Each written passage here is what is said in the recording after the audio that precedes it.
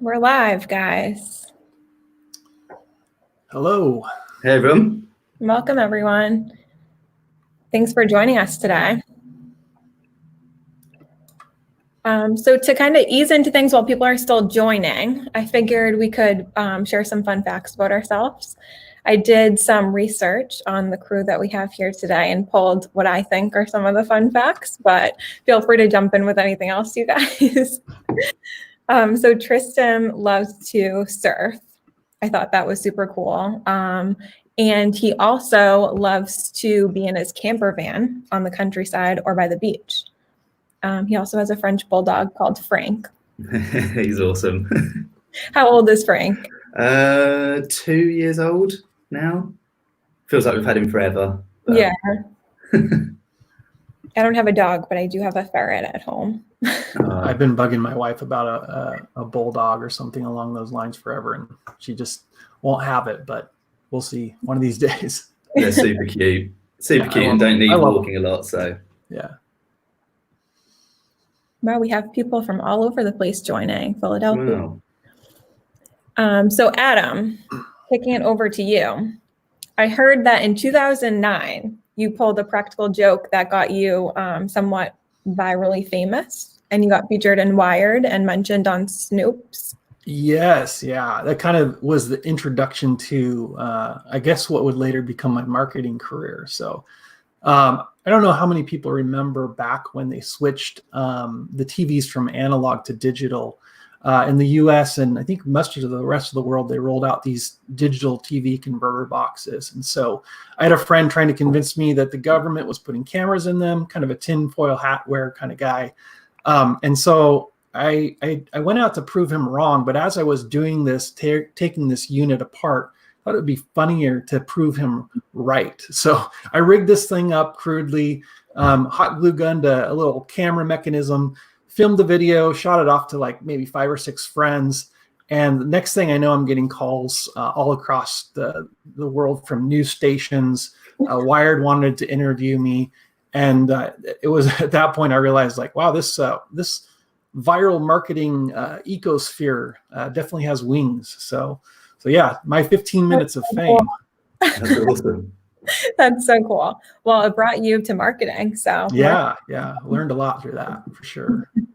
We were also just chatting that you go skydiving, which I didn't realize. So I've been once. So me and Tristam were talking about how it's on our list to do again. So definitely looking forward to the next time I can jump out of a perfectly good airplane. So it's definitely a thrill. Definitely.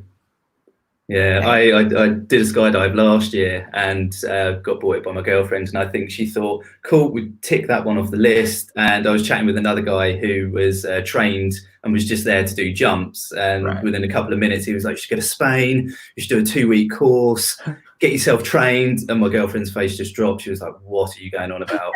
This should have ended here. Yeah. So yeah, it's definitely quite addictive if you like it. So. It can be, yeah, absolutely. All right. And then one quick fact about myself. In addition to SEO, I'm also certified in Reiki. So that's kind of what I spend my weekends doing, what I enjoy to do in my free time. I think we have plenty of folks that have joined, though. We should really just jump right into things. Before we get started officially, I did just want to give some like a brief introduction of our presenter and our panelists today so that everyone can get more familiar on our backgrounds and what really brought us here today with you.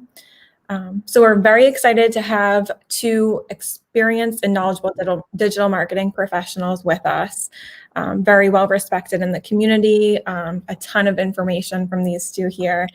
So Tristam, after working over 10 years in a variety of different roles, he is now the co-founder of Purple Smudge. I'm sure you've seen him on social media, putting out some really great content and constantly sharing his knowledge. In addition to doing technical SEO, that's really where his main experience lies. He also has a specialist field in data management.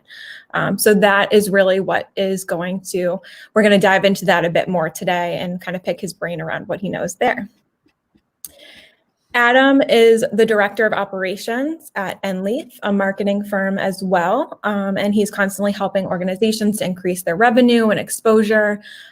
What's interesting is his career started in software development. I'm sure a lot of the SEOs have experience working with people on the dev side of things as well. But his natural creativity really brought him into marketing. So we're happy that, again, to have him here today with us.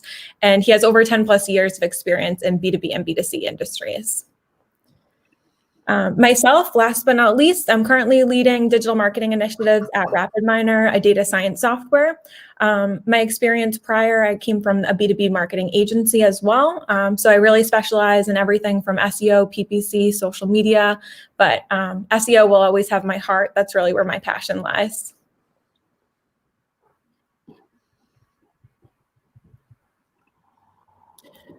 All right.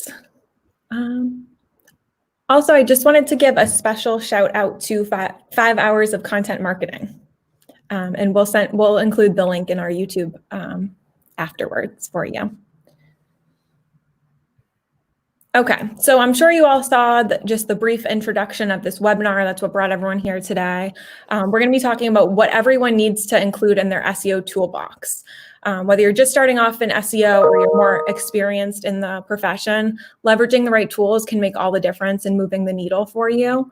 And really what we're exploring today is some of those free tools that we can leverage, the Google Analytics, Google Search Console, and really how to be using those on a daily basis to get those quick wins for your site. So I will pass things over to Tristam to really take us through the presentation here. And then afterwards, we'll save some time for some questions. So feel free to jump in on the chat and on the fly with whatever comes up. Awesome. Right, should I share my screen then? Let's go.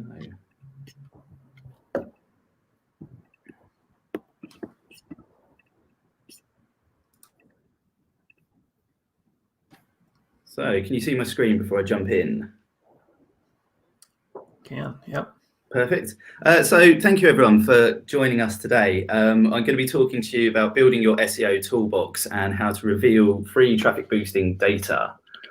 Just a bit about me, as we've already covered, but I'm Tristam Jarman. I'm the co-founder of Purple Smudge. I've got over 10 years experience in digital marketing, and there's some of my contact details if you want to get in touch after. I'm happy to chat any of these points through further. So really, why are we here today?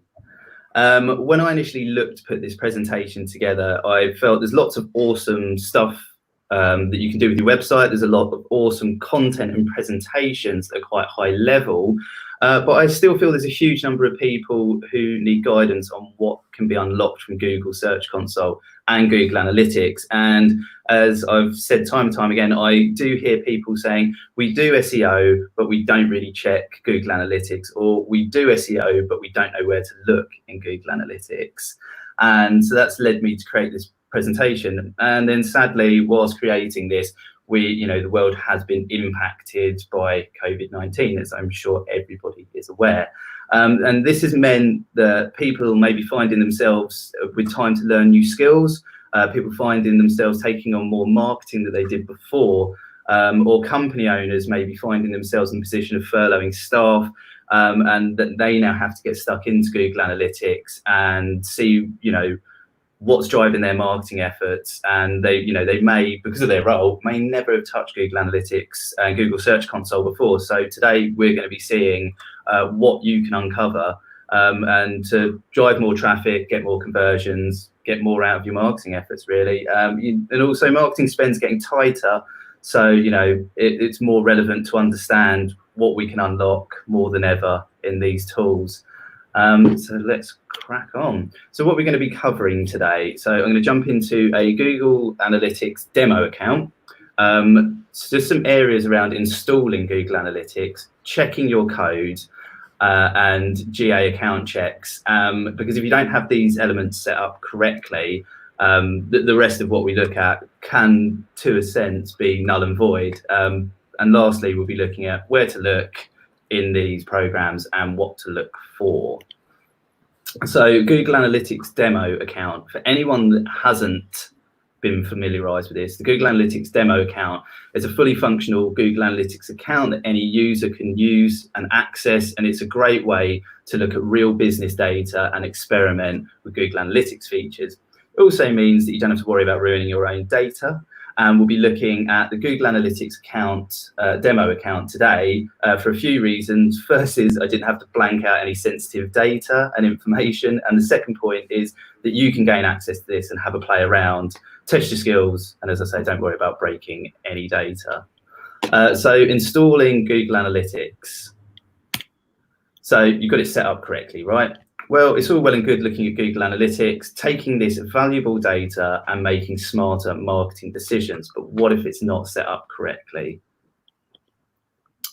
Google Analytics, installing it can be done in a couple of ways. One of the main ways is that people just put the code straight onto the page or pages you want to record. And then you can also deploy it through Google Tag Manager, which is becoming more and more of the norm. But I understand that not everyone's in a position to, learn how to use Google Tag Manager. So just to say, there are a couple of ways to do that. And so checking your Google Analytics code. I do like my slides. I shouldn't smile at those. So how to check your GA code. So before I jump into any account or even have access to particular accounts, if I'm tendering a new client, I use what's called Google Tag Assistant. And you can download this as a browser add-on from the Chrome store and other stores. It's straight into your browser. Click it on the website, and then there's the enable function. You restart or refresh the website, and then it will bring up where your Google Analytics code is on the page, what your Google Analytics code, along with other codes that are on the page, as you can see in this example on the screen, things like Google Tag Manager. And this quickly gives you a snapshot of possible issues with the website's GA tracking code. From there, you should always check to see if the code's in the right place, and this will alert you to that fact. If it isn't, you could be having a leaky bucket, which includes missing valuable or missing code, which is therefore missing valuable data, or you can have things like double tracking, which is leading to skewed metrics, which is not good. I shouldn't laugh at my own slides, that's so bad. So duplicate code. This occurs when you have duplicate tracking code. This means that GA is not recording and counting your data correctly. In fact, in some cases, it can show things like low bounce rate, for example. And I've seen that before jumping into clients' accounts or possible client that we're going to be working with, client accounts. And, I used to go back to them and say, well, your bounce rate's at 10, 20%. They go, it's great, isn't it? And then you start to break it down and you start to see that that actually signifies sometimes that it is that you've got double tracking on your website. So then you're starting to get those skewed metrics. So how could this have happened? Could have happened in a number of ways, such as a developer adding a second set of code in the staging server without knowing it. These things happen. It's definitely worth checking. So let's move on to GA code, missing code. Now, in an ideal world, we would have the correct code on every single page we want to track. But again, similar to duplicate code, you could be, in fact, missing code on critical pages. When was the last time you checked your GA code on your website? Now, there's a couple of tools that you can use to check this. gachecker.com, which is quite useful. I haven't used that in a while because I use things like Screaming Frog, which you can actually get a free version of that, which crawls up to 500 pages, and that you might be able to get some information out of that. If you pay for a tool like Screaming Frog, you can actually check how many instances of your GA code are on each page and how many instances of missing code you might have. It's worth doing that because there are common issues. If you have duplicated tracking or missing code, you could just be missing out on valuable data. So now we've covered that, and I will say, and I'll probably repeat this a couple of times during this presentation, this presentation is kind of like a bird's eye view of what we're discussing here. So if there are any points where you're like, I'd really like to have gone in further and more in depth into that area, please let us know in the comments or drop me a message on Twitter, LinkedIn, or email, and I'd be happy to do a further presentation or make a series of videos discussing some of these points so we can really drill into it. But I just wanted to give everyone, a bird's eye view of what you should be doing. And so, you know, you can get the most from this presentation today as possible. So your GA account checks. As you can see in this example on the screen, there's 3 views and in this Google Analytics account. And I can't tell you how many times I go into people's accounts where they only have 1 view. Now, why is this necessary? So your master view would be for your day-to-day reporting, the one that you're in all the time. The second one would be your test view, so you can test goals, filters, tinker around, don't worry about breaking things, see if it works, and you make it live. And then the last one, possibly one of your most critical ones, is your raw data view. So if you somehow messed up the other 2 views, this raw data view literally just has the code installed, very basic additions to this view, and this just keeps everything backed up for when you might need it if you've effed things up a little bit. So please, if you haven't, go away, set up 3 views and make sure you've got those set up. And again, if you want more in-depth information, be happy to jump into that for a further discussion. And so just a quick few things on GA account checks in your property. So make sure you check your property permissions, who's got access to your data. There might be old staff, developers, etc., who don't work for you anymore, but might have access to your data. That's not great. Only you and the critical people within your company and team should have that access. Tracking info means that you can jump into there, see what your tracking code should be, and make sure you have the most relevant one, excuse me, most relevant one on your website. Referral exclusions. This is really great to jump into and see whether you've got any referral exclusions included in there. Now, one example of what you might want to put in there is if you've ever been into your referrals section of your GA data, and you might see something like PayPal in there, referring all this data and attributing lots of revenue and conversions.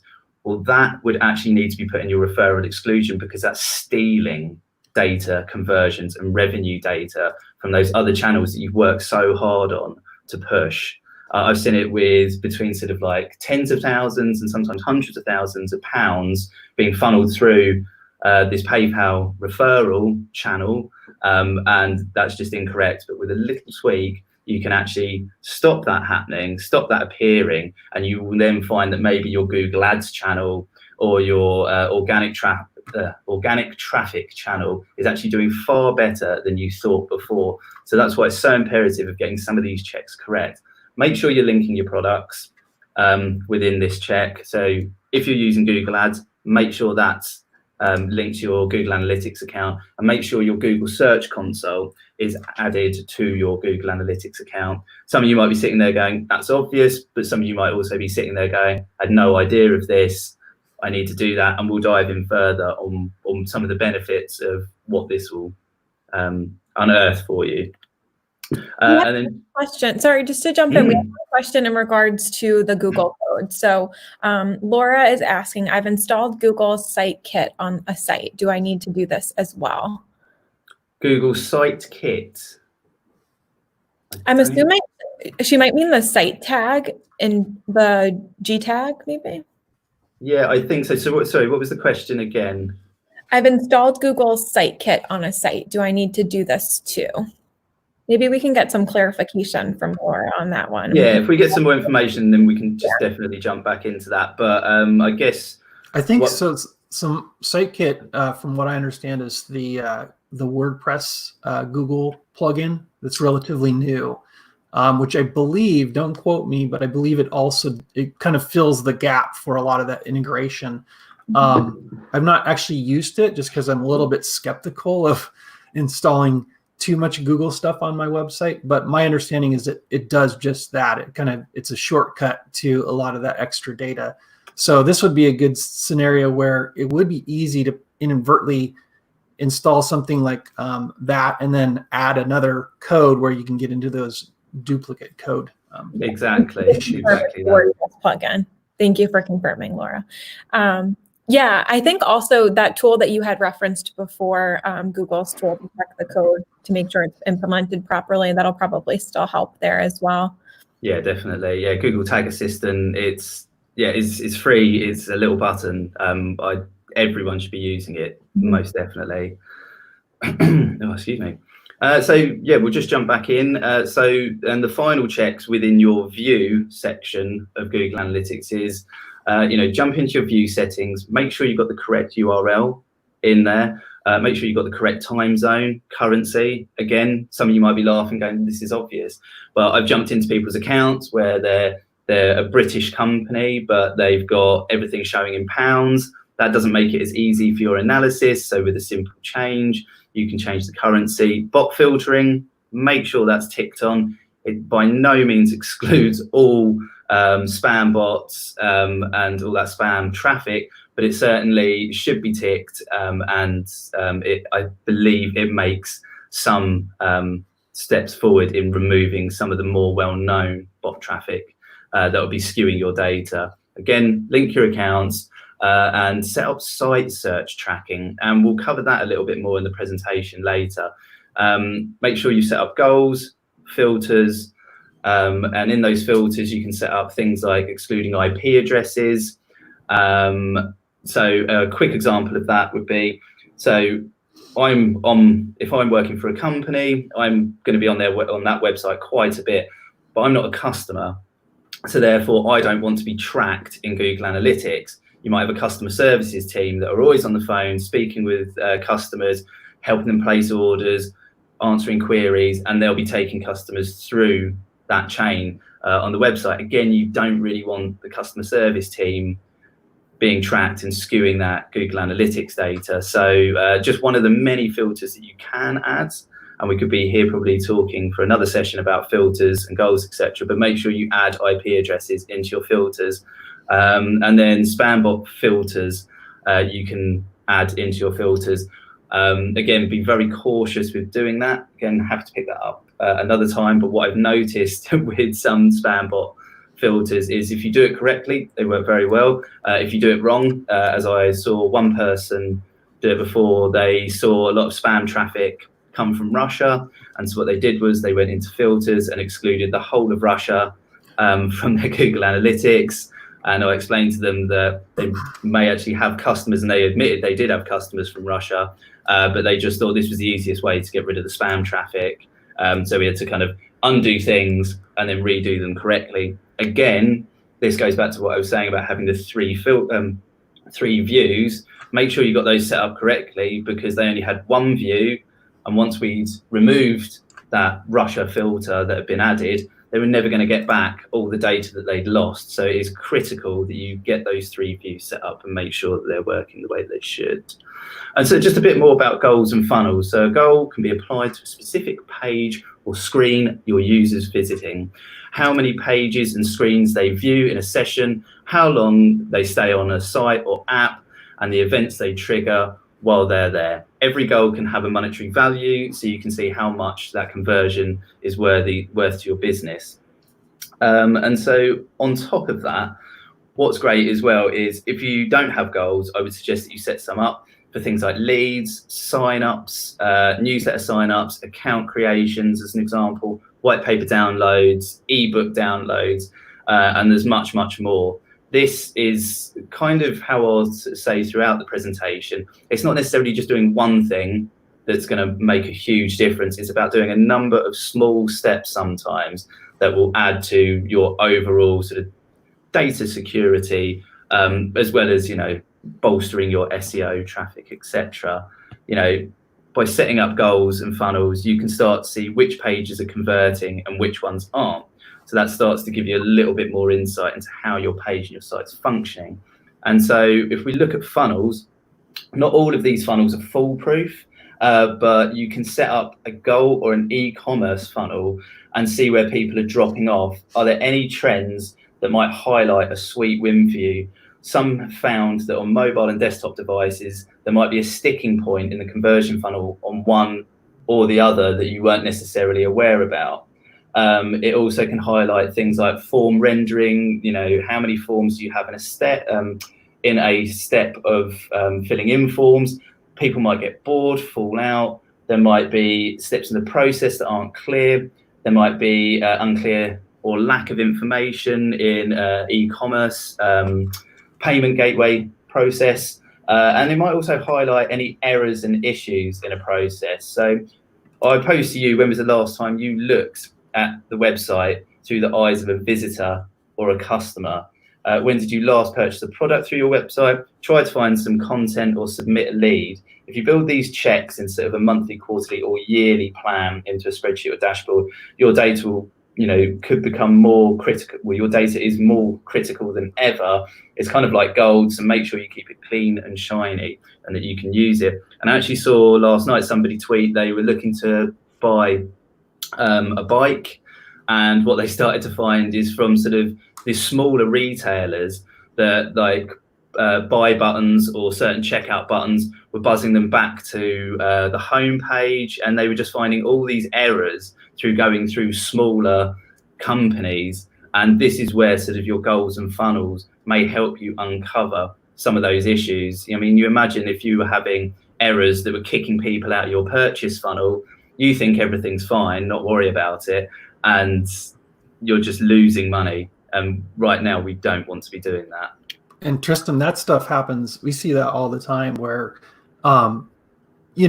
different frameworks and content management systems, you roll out updates, or your development team rolls out an update, and lo and behold, something breaks. And if you don't have that coverage, it's pretty easy to go weeks, if not months, and realize okay, we just thought sales were dropping off, but really, a barrier was inadvertently introduced to the end user. So that's why checking these, making sure those metrics are really in place. So yeah, that's it. And I think that's going to be more of a kicker, isn't it? Rather than sales are dropping off. Is it due to weather? Mm-hmm. Time of year? Are people getting paid, not paid, around payday, stuff like that? And that would be the kicker if it's like it was just this element of the website that was kicking people out, or something that you just didn't test, that's making you lose money. And I imagine if you've ever got a report back up the chain, that's going to go down even worse than saying it was seasonality or something like that. So where do we look for this data? So just for anyone who's not familiar with Google Analytics too much, you kind of have the ABC model. So what's your audience of your website? How are you acquiring that data? What's the behavior of users on your site? And then how are things converting? And so one of the first areas I wanted to jump into is demographics. So demographic data is a lot more valuable than you may think. It can help shape your website, paid advertising channels, and even your overall business model. And it's readily available to you. So a great way of discovering who your audience and website users are you creating content for the correct person? How could you refine what you're doing and get a clearer idea of what your overall website's demographics are? I've spoken with people who, they run a lot of data, or some people don't run a lot of data, and just it's guesswork of this is our demographic, it's 35 to 45, and we believe it's more females than males. Well, this data actually gives you a clearer understanding of who's actually using your website. And so that can really start to shape things a little bit more for your content, your website, your journey, what you're delivering, who you're targeting.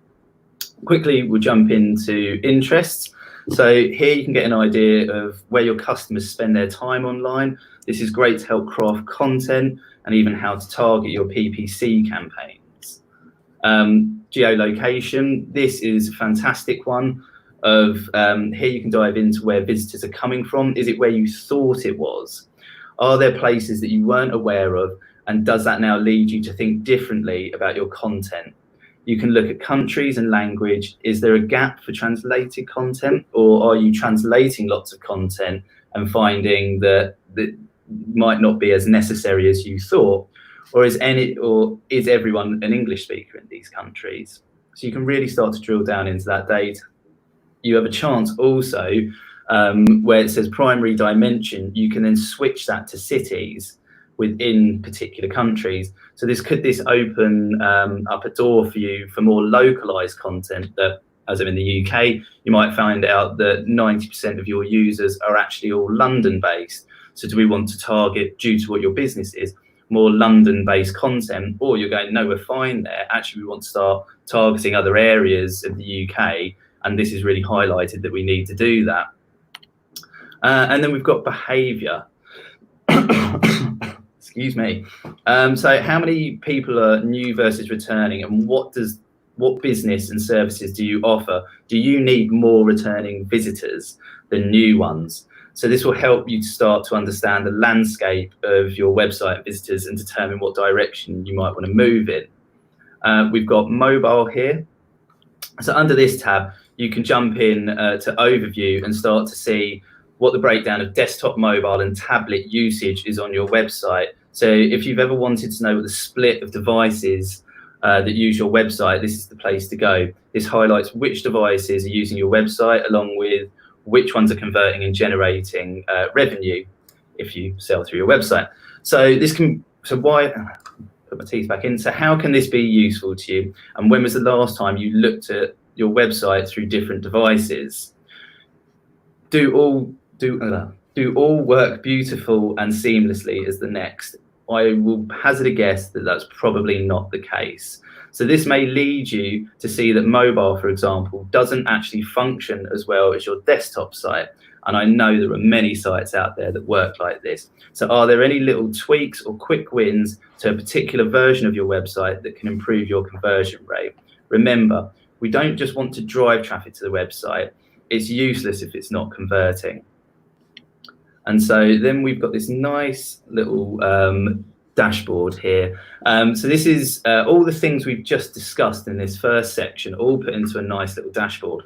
And this was created in Google Data Studio, which is free to use, which is awesome. So this is incredibly useful for a number of reasons. Understand who your customer actually is, what does it tell us, target localization, localized content. Were you writing for a different customer? Is a device different to how you thought it was working? What does it mean for your content when you've been creating it? Have you been creating long pieces of content, like blog content, but found that users are mainly using mobile, and so they may never actually be getting to the end of that page? Is it time to trial more things like video content? And so this dashboard, which I'll be happy to share afterwards, just simply pulls in all those other reports in Google Analytics into this one place. So you don't have to do all the hard work of going into each one, pulling it together. You go into Google Data Studio, select your elements, and then this is just constantly updated to whatever time range you want to look at, which is pretty neat. So let's move on to acquisition. So do you want to know how people are finding your website? When you know your biggest traffic sources, you get a better idea of where people are spending time and money on your site. Google Analytics acquisition reports can help you drive traffic and sales. But note, one way to get the most out of the Google Analytics data is to set up conversion goals. So if you haven't done this already, as we've discussed, set them up and get the easiest ones set up by reviewing the first points that we discussed earlier in this presentation. And then locating this Google Analytics acquisition report, there are a lot of reporting sections under here. Acquisition section tells us where your visitors originated from, such as search engines, social networks, or website referrals. This is key section when determining which online tactics are bringing in the most visitors to your website. We did have one question actually that I think that's a kind of a good segue into. People are curious as to how to track calls and offline activities. What would you give someone for advice in kind of integrating Google Analytics into that process? So for call tracking, there's probably a number of ways of doing that. If you're doing Google Ads, which is slightly outside of my remit, but I know that there can be call tracking implemented with Google Ads. There is also call tracking software out there, which I would believe, I've not used it for a while for any of my clients, but call tracking software out there that you can then add into Google Analytics, so you can start to see those metrics and details, and I would imagine set up goals and events for when people click on those to set up a call. And so then you can then start to see, what channels are driving those calls to your business. And what was the second part of that? Just any other offline activity. It is something that is definitely, I would say, a challenge for digital marketers in general, but I could chime in here. One of the things that we like to use for external campaigns, and this is another free Google tool, is the Google Campaign Builder. This tool is great because I think it's a good introductory tool just for understanding goals as well. But what it does well is you can actually set up almost like a custom URL structure, and it will feed back into Google Analytics the data for that initial campaign. So where this becomes beneficial is with things like email marketing campaigns.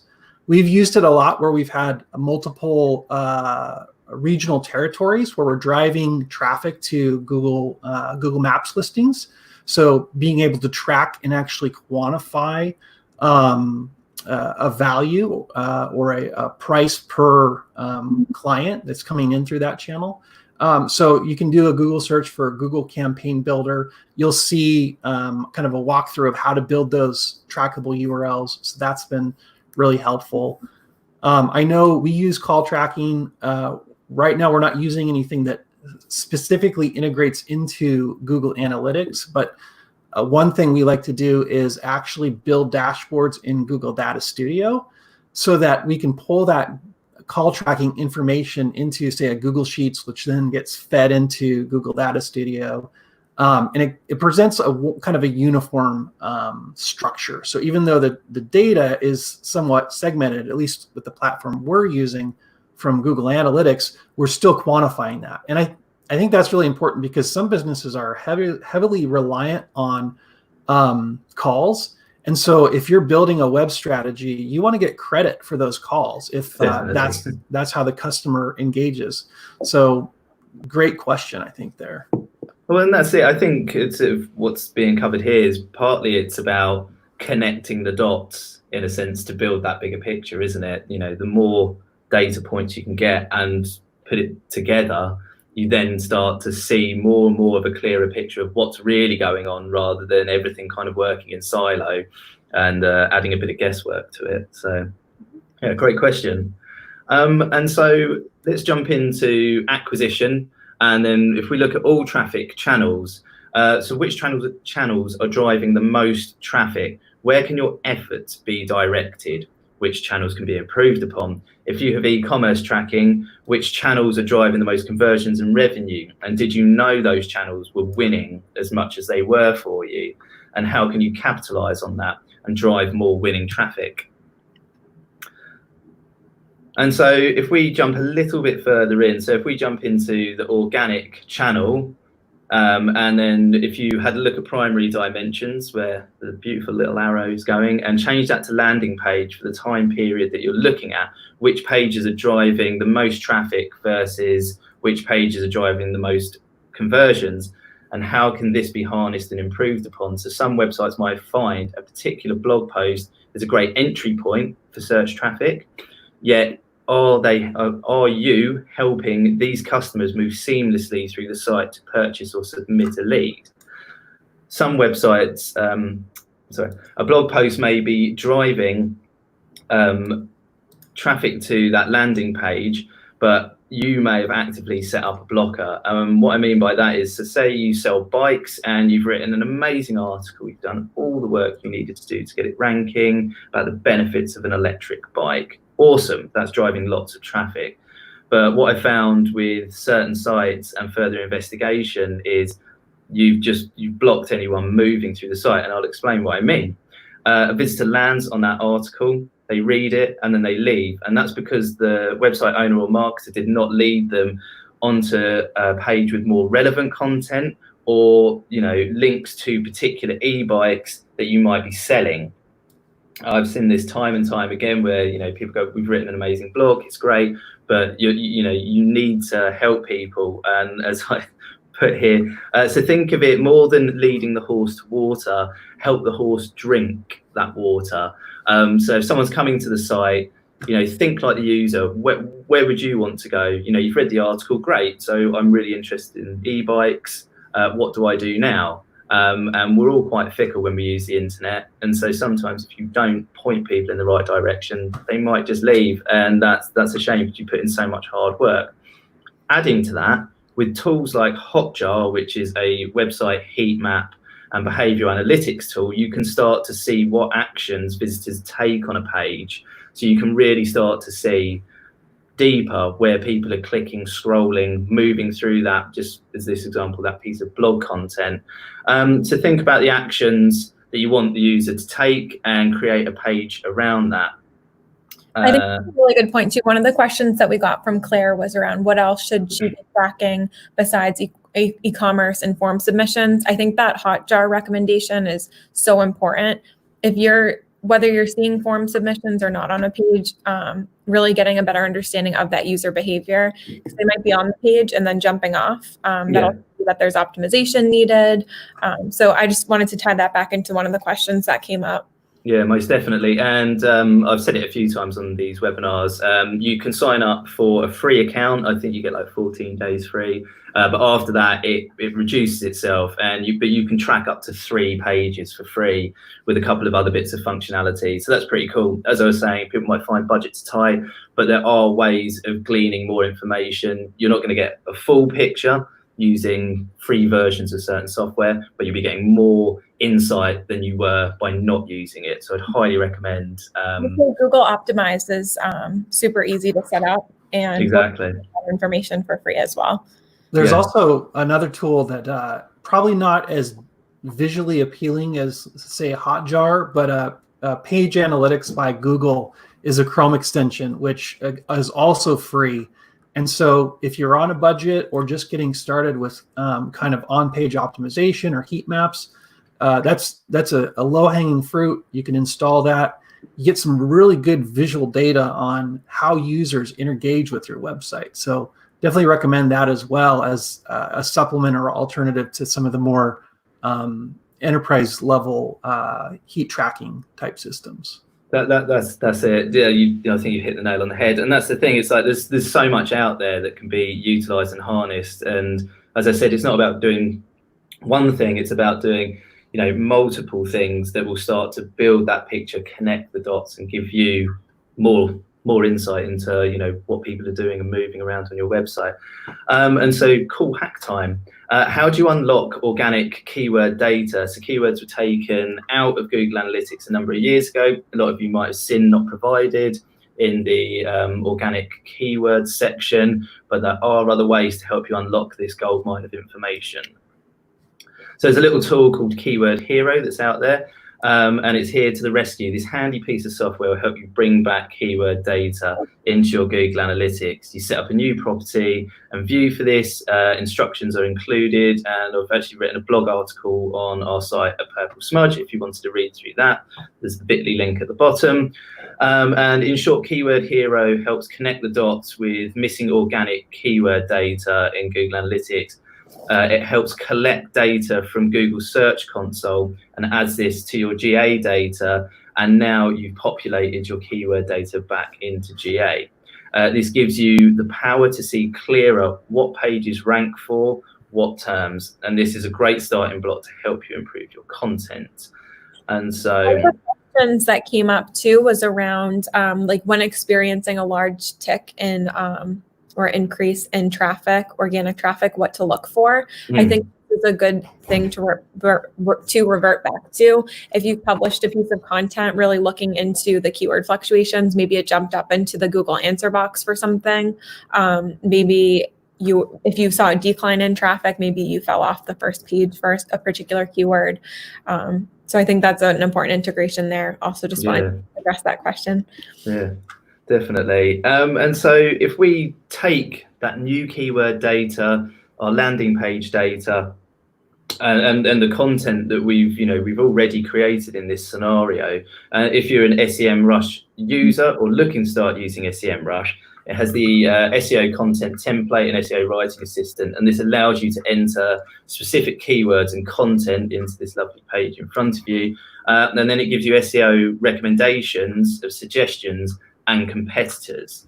And then in the right side panel, it gives you a readability score, word count, title issues, content issues, target keywords, recommended keywords, all attribute issues, tone of voice, consistency, and originality. And that, you know, if you're finding yourself in a situation where you're now writing content or looking to start writing content, this is a real help. This is a real step forward if you're not completely au fait with writing content. And there's also a cool little Google Docs add-on which can be used by teams, so you don't actually have to physically be in SEMrush to use this, which is pretty neat. And then so we'll jump onto Google Search Console. Search Console tools and reports help you measure your site's search traffic and performance, fix issues, and make your site shine. Google search in Google search results. So what I would say is make sure you have the correct Google Search Console property linked to your Google Analytics account. Many times I've found that sites have migrated from HTTP to HTTPS, yet they either haven't set up that Google Search Console property for the HTTPS, or they haven't linked the HTTPS property. So then you've got the wrong data in your Google Analytics account. And some neat things that you can do in there. You can see which landing pages are getting the most impressions. Are these pages getting a good click-through rate? Are they getting any clicks at all? You're spending time creating these pages, writing content, putting new products up. So a couple of areas to focus on is if a page is getting strong impressions, but not getting the clicks that you thought, do you need to optimize that page further? Is there, are they getting lots of impressions, but maybe it's, in the SERP results, what you've put isn't enticing people enough to draw them through? Are there content and keyword improvements that can be made to that page? You can use this to cross-reference the search queries by landing pages and start to see where you can start to improve your content, which is pretty awesome.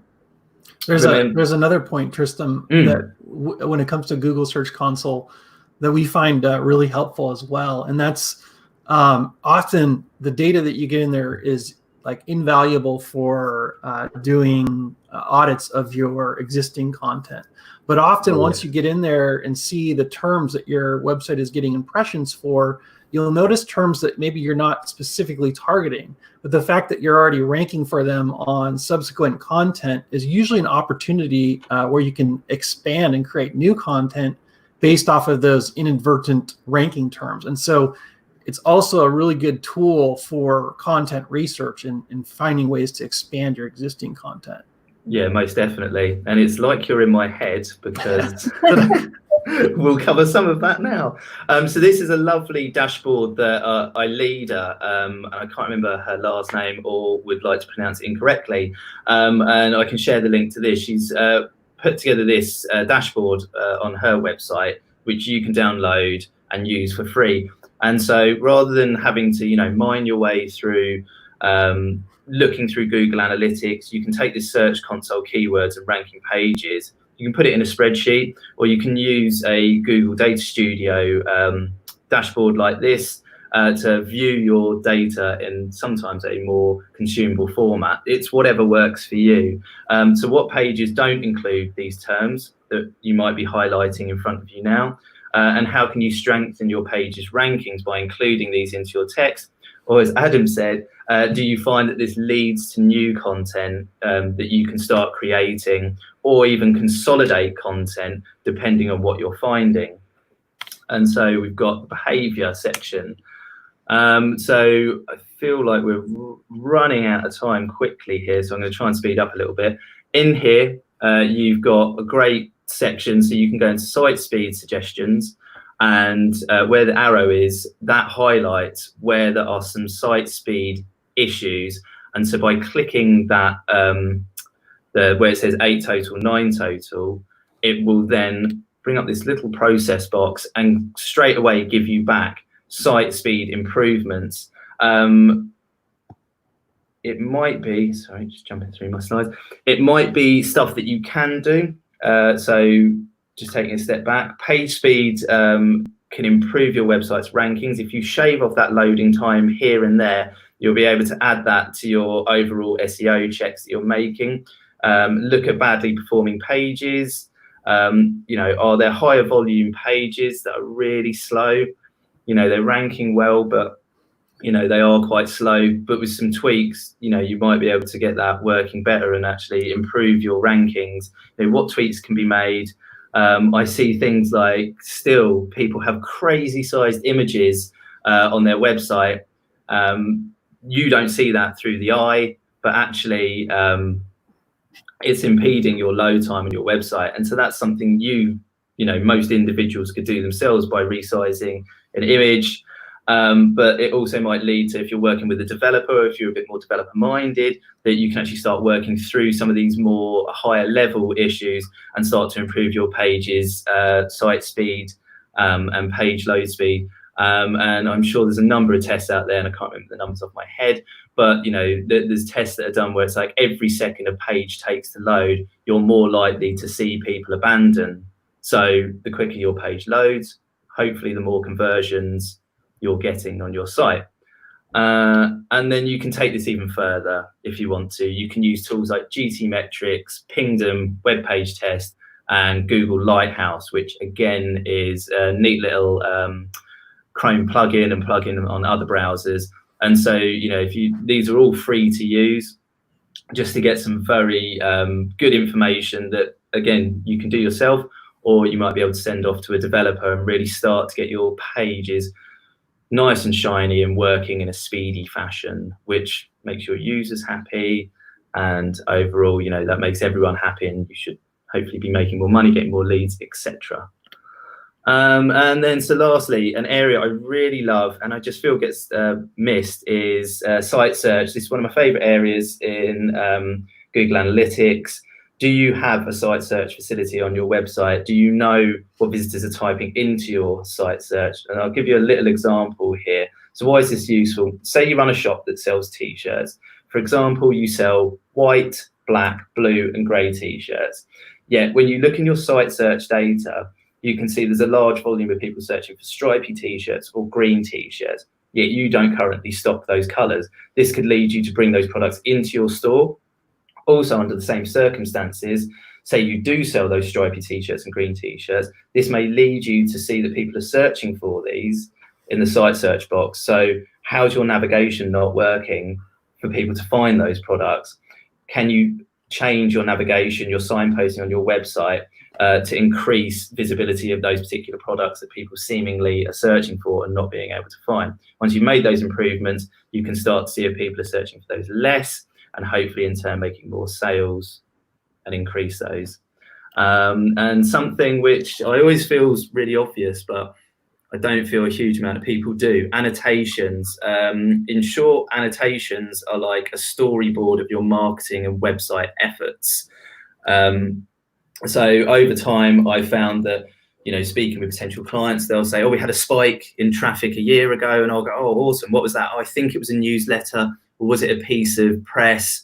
You know, it's hard to remember at the moment what you were doing last week, last month, let alone a year ago, to start looking at comparable data. So as you can see in this example, I've just added in here, you know, I updated content on page X, or we sent out the spring sale email sent to all customers on these particular days.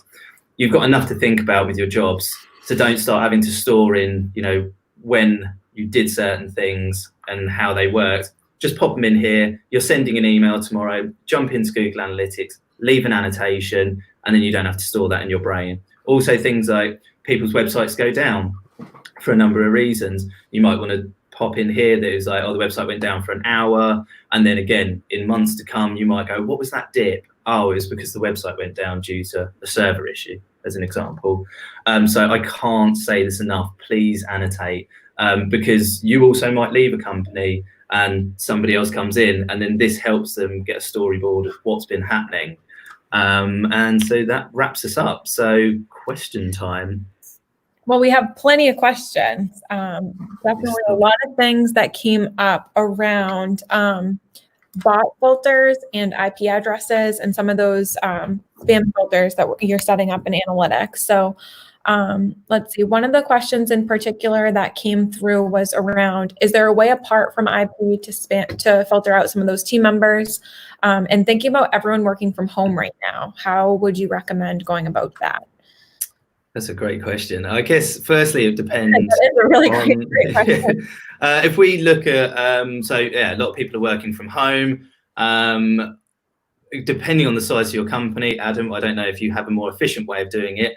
Hopefully you don't have too many people accessing the site at the same time, and you don't have a huge team. I would say someone should take responsibility for making sure they, you know, collate everyone's IP address, add it to the filters, but also make sure you kind of do that if, depending on how long we're still all going to be working from home, or how your team's going to work, how you do that on, you know, a more periodical basis, because you know, you have an issue with your Wi-Fi router, turn it off, turn it back on, your IP address could change. So you make all that effort one week, you know, everyone plays around with their Wi-Fi, and then there's another issue next week. What are your thoughts, Adam? Yeah, no, it's actually a really great question, and I see a software application in the making here, because it's not one I think that is easily tackled. I think right now it's literally that scenario where you'd have to go, you know, walk your staff through a process of getting their IP address, whether it's static or dynamic is going to play into that. So it's not a perfect scenario. It's much easier in the scenario where you have, you know, 2 or 3 offices. You find out the global IP, you extract it from your data. But yeah, that definitely is a new challenge that I think is probably going to become ever prevalent. So if there are any cutting edge software developers out there, we just gave you your next product idea. Exactly. Trademark here. Yeah. What I would say quickly, and I very rarely see it, is if you can get someone to either be in charge of that IP address role, but someone should really be looking at your data management. Like, they should take responsibility for your Google Analytics data. You know, all these things I've talked about can just be set up in a flow, you know, for if you're in a blessed situation every month. But if not, just make sure you're doing some of these checks once a year. Because yeah, you could be losing opportunities, money, all sorts. You also too, this is where segmentation of traffic becomes helpful as well. Because even in the scenario where, let's say, you can't exclude everyone that's in your organization, their traffic, you can make certain assumptions about them. They're likely going to be doing branded search because, hey, I need to go to my company's website. I'm going to do a branded search instead of typing the URL in. So there's ways to extract that, both in, you know, SEMrush and Google Analytics, etc., so that you can build better profiles. So at least you get some cleaner data, even if you're not in the position to, you know, blacklist all of those IPs. That's where segmentation is always going to be your friend when it comes to this stuff. Yeah, Definitely. Also, that one of the questions that came up too was around how organizations are going about handling like who's owning Google Analytics, and if there are multiple team members involved in that. I know both of you are very familiar from an agency perspective, but also maybe just getting insights into how your clients are handling it or what you come across. Yeah, that's a good question. One of the things that we see a lot, and this is where we see an introduction of duplicate tags, is a lot of small to mid-sized businesses actually often over-rely on their agency partners for access to their data. I could, you know, I could count on more than one hand the number of times where we've had to, you know, we've not been able to get that legacy data, which is, it's horrible because, you know, if you can't get access to the existing Google Analytics account or Google Search Console, it makes things a mess. And so if you're a small to mid-sized business and you are working with an agency to help you with the digital side, make sure that you retain ownership. Even if they create it, there is a way to create multiple admins on those accounts. And so I would always ascertain that intellectual property, because you never know when you're going to need it. Yeah, I couldn't agree with that more. I've seen in multiple occasions, whether that's GA data, Google Search Console data, or Google Ads accounts, and I won't name names, but some people have kind of been held to ransom where it's like, we set it up, it's ours, you want it, you pay us. Yeah. And I don't know whether people's mindsets have changed now, but that's why I put right at the beginning of this presentation, it's like, check who has access to your account both Google Analytics and Google Search Console in this instance, and make sure it's owned, or you have like top level access, so no one can cut you out. Right. And just make sure anyone who shouldn't have access doesn't have access, because they don't need to be seeing that. Yeah, that's another thing too. One other quick question, I think we can put it in here. Someone has 2 different Google Analytics accounts. Can you merge them into one, or should you cancel it completely? What should they do with that legacy one? That's a good question, Adam. Yeah, so this goes back to what we were just talking about. It really depends on if you have access to both of those. You should, in theory, be able to give yourself a co-administration and then essentially move that over. That's how we've handled that in the past.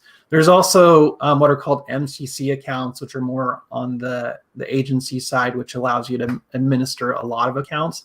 But yeah, unless you don't have access to one of those 2 accounts, in which case you might run into issues, you should be able to give yourself ownership if there's 2, say, email entities. Hopefully that makes sense. Yeah, I totally agree. I can't believe we already ran out of time. I feel like there's so much more to talk through, but I think that we should definitely encourage people to reach out to us on social media.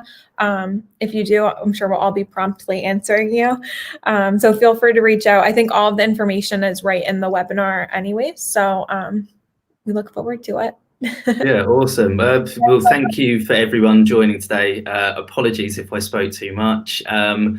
Give us some feedback, because I'd be happy, with these guys to come back and talk about certain elements more, or as I said, be happy to, put together some video content that explains some of these areas in more detail. I wanted just to give everyone, a bird's eye view of what's possible if you've not really delved into, analytics or Search Console, and how that can help your business. Yeah, absolutely. Yeah, thank you guys. And I think there's a ton possible. That probably is what led to so many different questions too. So we can do deeper dives either on social media or maybe another round with us. Awesome. All right. Thank you guys. Thanks everyone for joining. Yeah, thanks everybody. Thanks everyone. Bye. Bye.